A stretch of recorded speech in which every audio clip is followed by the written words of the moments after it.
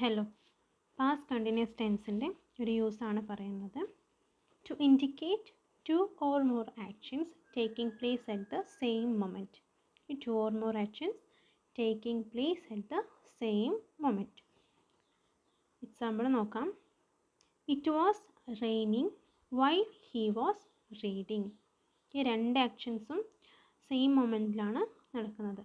മഴയും പെയ്യുന്നുണ്ട്, വായിക്കുന്നുമുണ്ട്. ഒരു എക്സാമ്പിളോടെ നോക്കാം. She was dancing while Ajit was singing. She was dancing while Ajit was singing. അപ്പോൾ രണ്ടോ അതിലധികമോ ആക്ഷൻസ് ഒരേ മൊമെൻറ്റിൽ നടക്കുന്നുവെങ്കിൽ അത് നമ്മൾ ഏതിലാണ് പറയുള്ളൂ? പാസ്റ്റ് കണ്ടിന്യൂസ് ടെൻസിൽ പറയത്തുള്ളൂ. അപ്പോൾ it was raining while he was reading. അവിടെ റീഡിങ്ങും ഉണ്ട്, റെയിനിങ് ഉണ്ട്. അതുപോലെ she was dancing while Ajit was singing. Singing, dancing രണ്ട് ആക്ഷൻസ് ഒരേ മൊമെൻറ്റിലാണ് നടക്കുന്നത്.